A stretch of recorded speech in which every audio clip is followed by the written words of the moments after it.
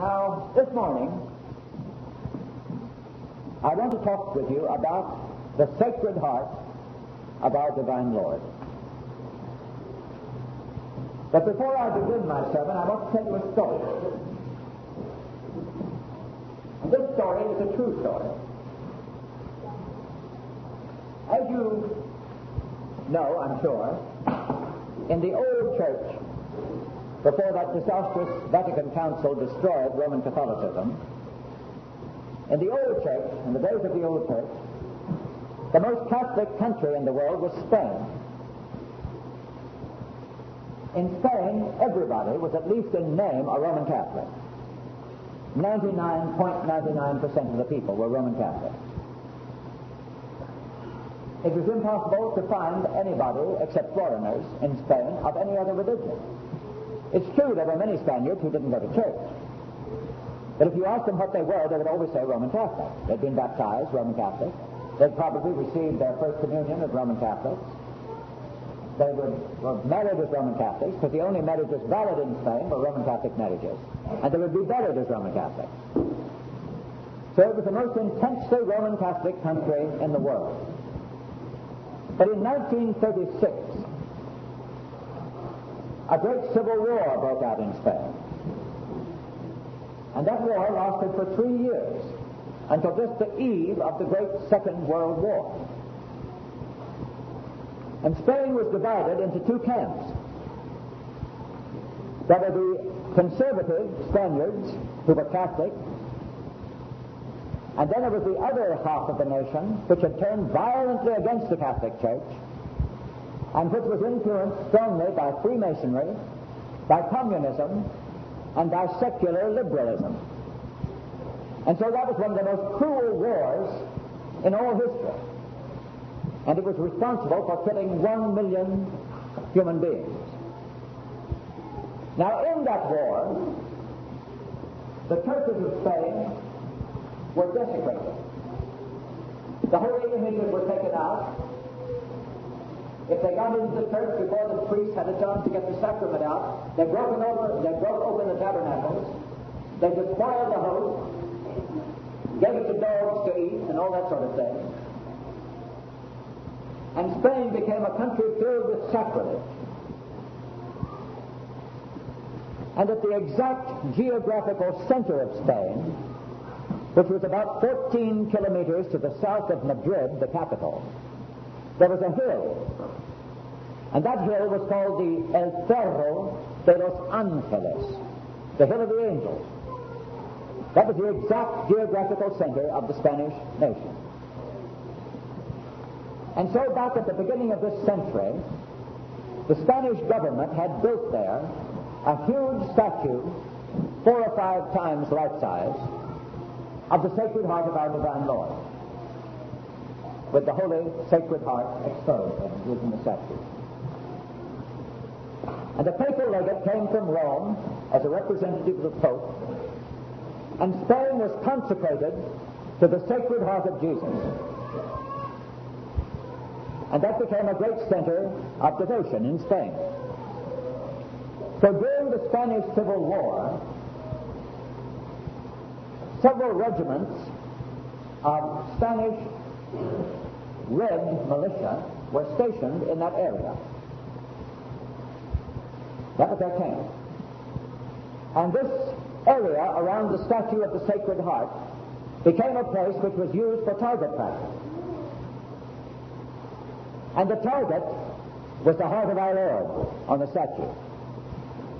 And daily they came there in hundreds and shot their rifles and their machine guns at the Sacred Heart of our Lord.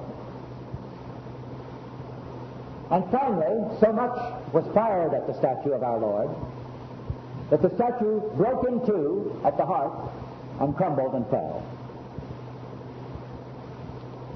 Then after the war, after the Spanish Civil War was over, and the Reds had been vanquished,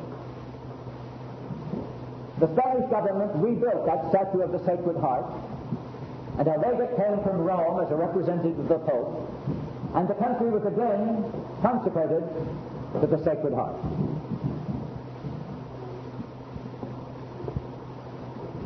So that is a story that illustrates what in the old church, before the destruction of Roman Catholicism, what the devotion to the Sacred Heart meant. I'm sure that all of you here today who are over 30 or 35 will remember the first Fridays in the old church. How the churches were packed with people every first Friday of every month. And how the evening before, lines of people waited to get into the confessionals to confess their sins. And the tremendous devotion that the Sacred Heart inspired. And so next Friday is the Feast of the Sacred Heart of Jesus, a great festival for all Roman Catholic, all true Roman Catholic people. And on that day, I hope that all of us will renew our dedication and our consecration to our blessed Lord's Sacred Heart. Now, the Sacred Heart of our Lord, with the heart of our Lord exposed, as in this statue here, illustrates to us in a very graphic way the love that our blessed Lord has for us. His heart palpitates and beats for us in heaven. His love comes out for us. And it is the love of Christ that makes each one of us worthwhile. Remember this, there's a lot of talk in the world today by people who don't believe in any form of religion about civil rights and about the dignity of man. Well, that's all right. We believe as Catholics, we believe in the dignity of man. But the thing that makes each one of us worthwhile, the thing which gives to each one of us dignity, is the fact that God loves us. That we're in His image, and that we're recipients of His sacred love. That is what gives to each one of us dignity.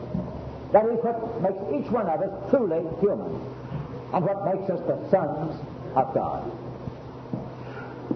So the Feast of the Sacred Heart is a feast of the love which our blessed Lord has for each one of us. Just as the Feast of the Immaculate Heart of Mary is the feast which illustrates the love that she, as our Immaculate Mother, has for us. You know, in our society today, our modern civilization, love is the theme that is perhaps most prominent, undoubtedly most prominent.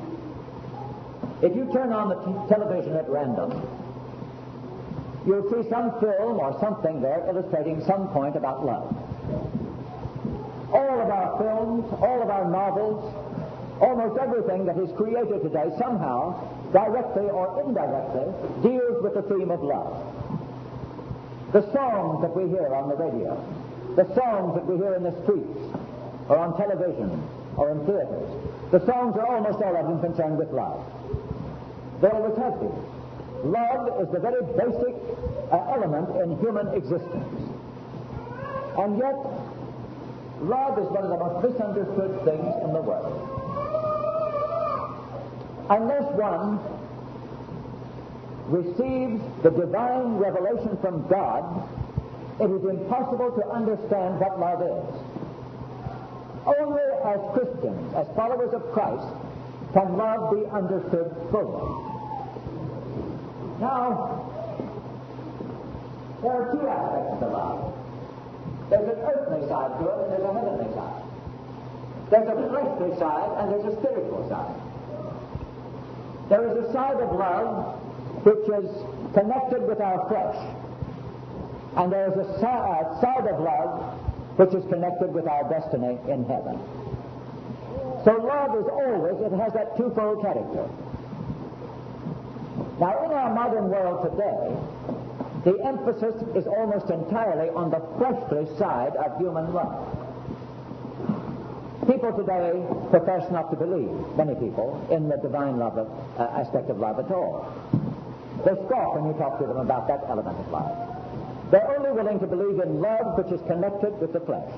In other words, love in connection with sex. Our modern civilization is drunk on sex. Sex has become the religion of modern secularized man. In that respect, our society today is very like that of the times of the apostles. St. Paul, as he traveled around the early world, everywhere he found temples dedicated to sex.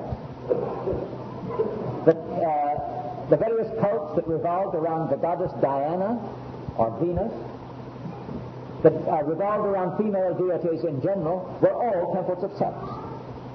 In connection with the great temple in Ephesus, which St. Paul attacked so bitterly, there was a house of prostitution. The temples had temple prostitutes. And so, in that age too, the worship of the people was largely in terms of sex, worshiping these deities who were goddesses of fertility. So that age too was drunk on sex, just as our modern society is. And so this theme of sex permeates our modern life. And it destroys any true conception of love that there might be. One of the most wicked things in Western countries today is the billion-dollar industry of pornography. All of you know how widespread pornography is in the world in which we live. Whenever you go into a drugstore or into a bookstore, you look at the magazines there and you'll find a great many of them concerned with raw pornography, with suggestive pictures, which try to emphasize and promote the feelings and the passions of the flesh. And as I say, that is a tremendous vested interest in our society today, pornography. It's corrupting our youth. It's undermining the very bastions of our society and our civilization. And the horribly wicked thing is that to add fuel to these flames, they've invented this horrible thing of sex education in the schools. Now, this sex education in the schools, which sounds so nice in theory, is just another form of dirty pornography. And one of the worst things I know, one of the worst condemnations of the conciliar church, the Novus Ordo church, is the fact that in its schools it is promoting this dirty kind of sex instruction. And a very large number, a very, very high number of the people who are teaching that dirty sex instruction are nuns. At least they call themselves nuns. They're nuns of the pearl and blue rinse type. You know the kind I mean. And skirts up to here. They are promoting it. And our children, in going to their schools, are victims of this sort of thing, promoted very largely by nuns. So we live in this sort of society. So in this sort of society, in this sort of pagan, secular civilization, it is impossible to get away from this awful campaign against true love. And to add also to the more fuel to the flames, we have television, which pumps this filth into our living room. Now, I watch television. I have a television set. I watch the ABC News. I watch public broadcasting.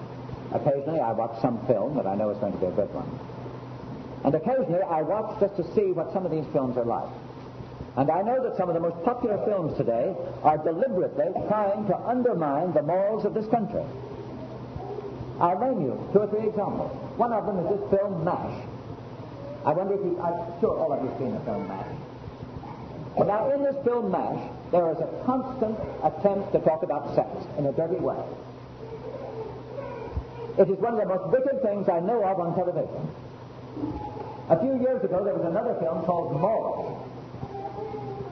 Now, Maud was very funny. I watched Maud on a number of occasions, and Maud was very witty. I laughed. But the most pernicious thing I have ever seen on television was on that thing, Maud. And that was pro-abortion propaganda.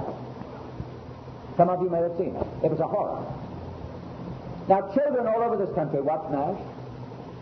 It's very popular with children. I've seen very small children watching MASH. There are many others that I could name. You could name them probably better than I do.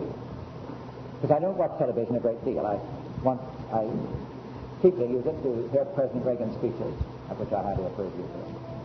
And of the ABC News, of which I don't approve usually. But at any rate, Television is one of the things we have to watch. But remember that there is a concerted attempt in this country and in all other Western Christian countries to destroy the whole conception of Christian love. What is love? Our Lord taught us what love is. Just to look at this statue shows us what love is. The first element in real love is self-sacrifice, the idea of giving of oneself to another person. That is true love, the idea of self-sacrifice. That is the love which the gospel of Christ emphasizes. Greater love hath no man than this, he says in the gospel of St. John, that a man lay down his life for his friend. That idea of giving, even to one's life, in love. That is real love. The idea of self-sacrifice. That is the idea that the saints have practiced and taught. That is the whole theme of the Gospels. Love in that sense of self-sacrifice. Now, sex is not to be despised. The flesh is not to be despised. That is part of love. That is part of the whole thing. But that is only part of it. And the underlying reality of love lies in the idea of self-sacrifice. He who loves us most is the one who gave himself for us on the cross. And the saints of God have been those who have followed that theme of love. One can think of the saints, of many of the saints, and how in their own lives they have practiced this type of love. Love as primarily self-sacrifice. Think of, I've talked about him to you in this church, Father Damien, the leper priest, who went out to the island of Molokai as a young man in the Pacific Ocean. And there on that island, in a leper colony, he gave his whole life to the service of these lepers. He said Mass for them. He heard their confession. When they needed him, he went there and was with them. If they were dying, he would sleep beside them and minister to them and comfort them and dip a rag in water and put it on their burning forehead. Think of that. That was love. Love as self-sacrifice. And finally, he became a leper for their sake. One of the most wonderful things that I can remember, and I've repeated it, I know, in this church before, was that Sunday when Father Damien stood up in the pulpit of his little church, and instead of beginning his sermon on that Sunday with the words which he usually began it with, my dear leper brethren, that Sunday he held out his arms to them, and he said, we lepers. He had become a leper for their sake. So if you want to understand love, look at the leprous hands of Father Damien, with the flesh falling off. Look at his poor face, with the face, all the flesh rotting on it, one eye already gone. That is love. Look at St. Francis of Assisi. Beautiful, lovely St. Francis. Think of him as a young man decked in his silks and his satins and his jewels and his finery, riding a fine horse and seeing a filthy leper beside the road. And moved by some sudden impulse, he got down from his horse and took off his fine clothes and gave them to the leper, and he put on the filthy, germ-infested rags of the leper. Look at St. Francis. In his holiness and his greatness of love, he received the actual wounds of our Lord into his hand. And he received the holy stigmata. Think of his bleeding hands, the bleeding hands of St. Francis. That is another sign of love in its true and self-sacrificing sense. Look at St. Teresa, the little flower. Just a young girl, dying in a convent in Lisieux of tuberculosis, coughing, seized with these coughing spells, suffering day and suffering night, and thinking only in terms of what she would do from heaven. How she would spend her heaven doing good upon earth. How after she was dead and in heaven, she would let fall upon the earth a shower of roses. There again is love. You can see it in her lovely eyes and in her beautiful hands, holding the crucifix of Christ and her roses. That again is Christian love. That is the love of Christ. That is the love of self-sacrifice. Think of the Curé d'Ars, St. John Marie Vianney, a poor priest in a tiny village of France, living on potatoes giving all of his money, every penny he had, to other people. Sitting there 14, 15, 16, 18 hours a day, hearing confession. Being able to look into the very eyes of his penitents and tell them exactly what sins they committed and what their problems were. Living his obscure life there, a life of penurious suffering on behalf of other people. There again, in the eyes of that holy French priest, we see the love of Christ. This is the love which comes from the Sacred Heart of Jesus. All true love comes from him. The love which comes into a marriage and makes that marriage wonderful and good and happy and peaceful is love which comes from the Sacred Heart. And any marriage which is not based upon that love of Christ and the idea of self-sacrifice, of one giving oneself to the other, is a marriage which is in danger of failing. And there again, that is a disease of our modern society. Because love has gone wrong, it's gone sour, our society is failing, our civilization is harmless.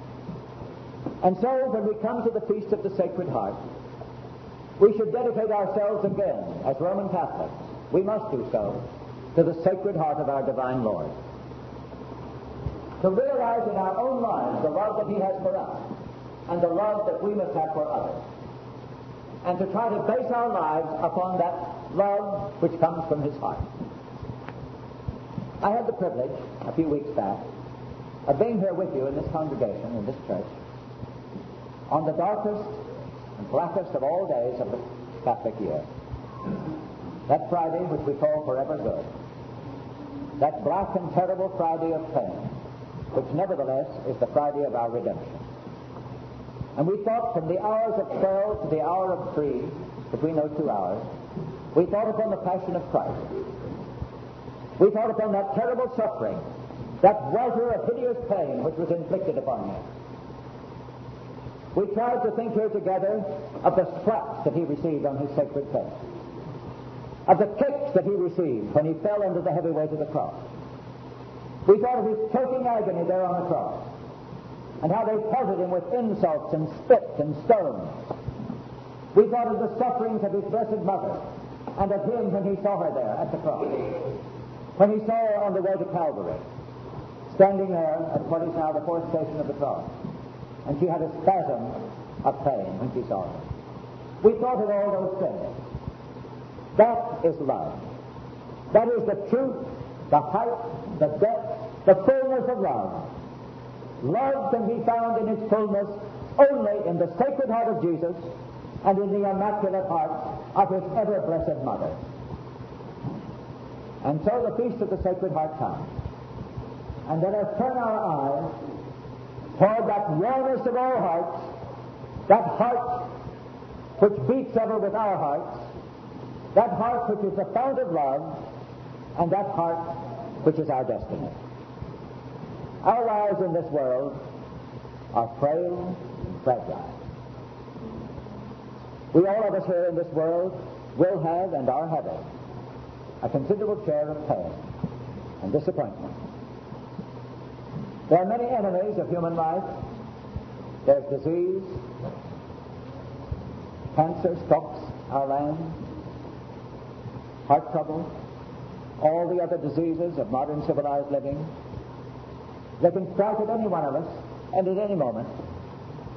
And then finally all of us come to that greatest and most terrifying of all experiences, the dissolution of our bodies, when we have to go out into the dark. So let us put our hearts, let us put our affections in that one and that one only place where there is security. And that is in the Sacred Heart of our Divine Lord.